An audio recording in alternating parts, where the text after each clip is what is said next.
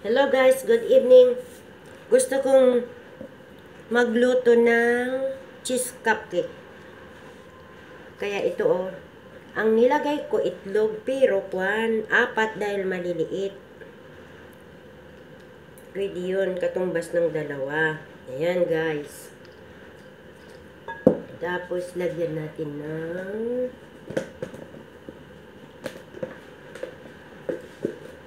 pasensya guys, kasi matagal na hindi ako nakapag-luto-luto dahil siyempre busy sa trabaho.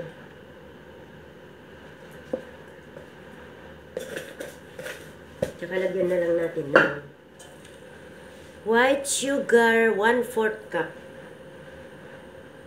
Ayan.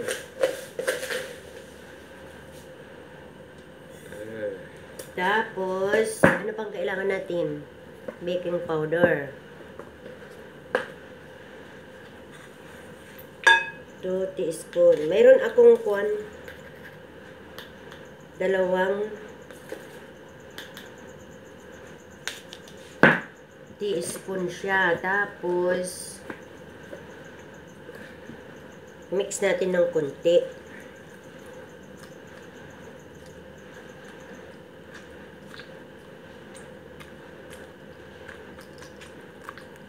Para matunaw yung ano niya. Meron akong machine, kaso nga lang, mas gusto ko dito sa manual kasi para maano masyado. Tapos, condensed milk. Condensed ba ito? O ito guys, di ba? Condensed to. Bukasan ko muna kasi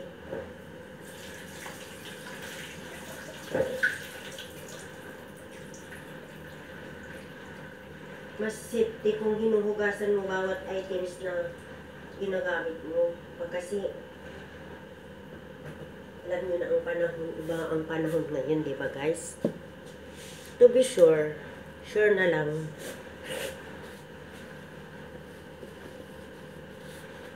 Yan. Tanggalin ko na kasi 1 can of condensed milk.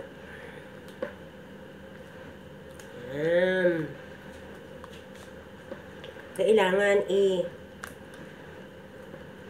i-ready muna natin itong ano niya.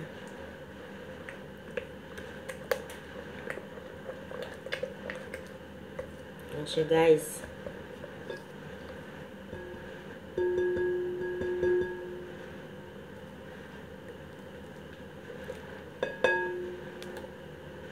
Madali lang naman magluto-luto. Basta matyaga ka.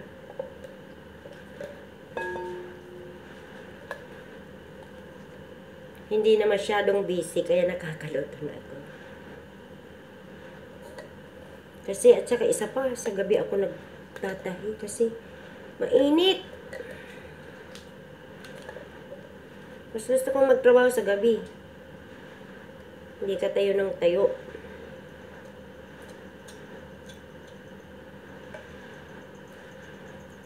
Yan.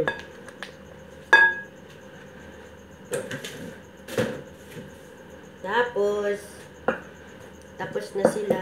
Lagyan din natin ng vanilla. Ito siya. Lagay na natin lahat doon kasi tira ko nung naggawa ako ng yan. 1 teaspoon. Yan siya.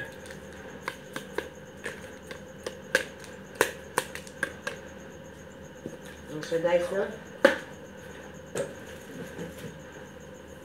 Tapos, baking powder, egg, sugar, butter, 1/2 cup butter. Kailangan lagyan natin ng butter din.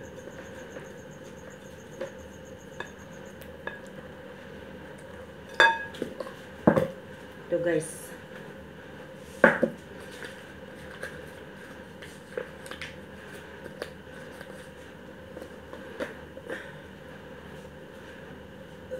Ang ginagamit kong butter, Lorfa.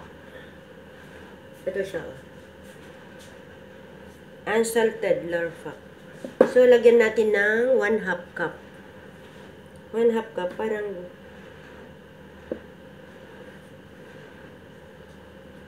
yan.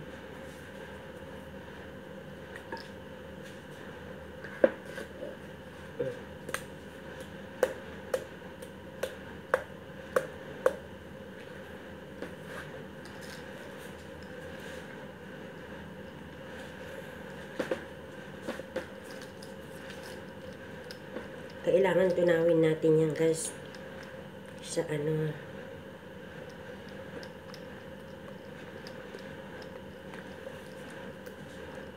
Kasi yung cheese, pang toppings. Grated cheese.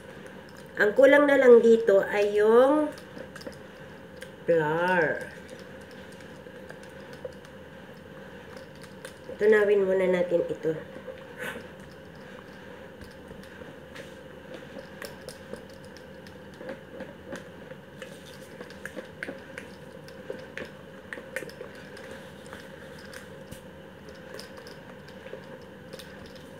Marami akong nakaano na lulutuin. Kaya nakahanda na sa ano natin, YouTube.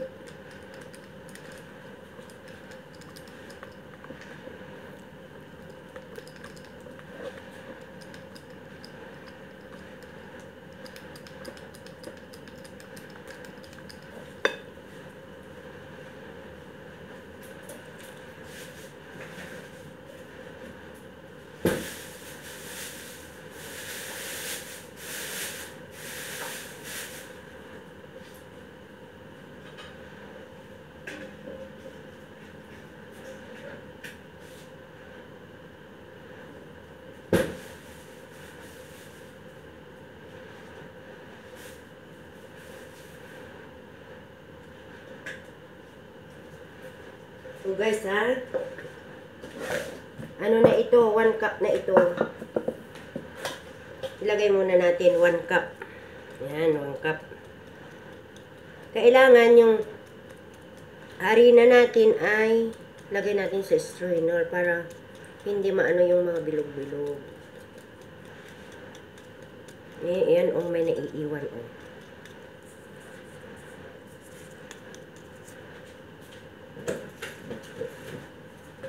One na ito, guys.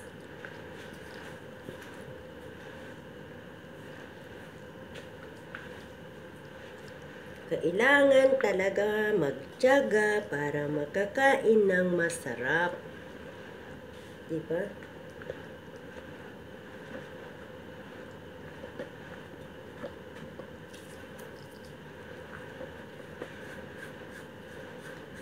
Ito ay cheesecake. Cheese cupcake pala. Kulang pa.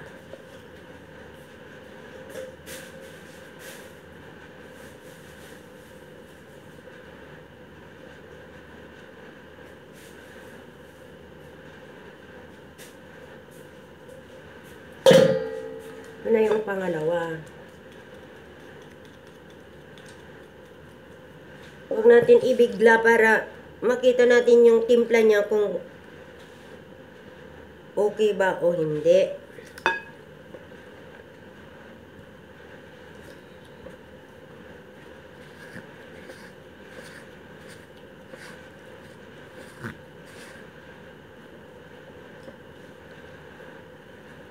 Palagay ko sakto lang, guys.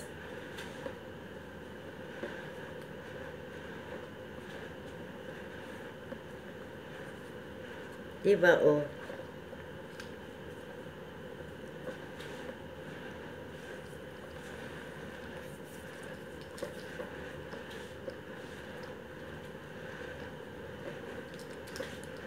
Sakto lang, guys, yung 2 cups sa harina. Doon sa ingredients niya.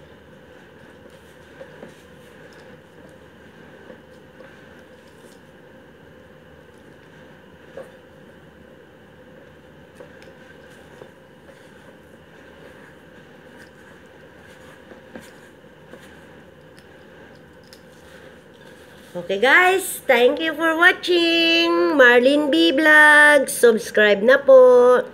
Good evening sa lahat.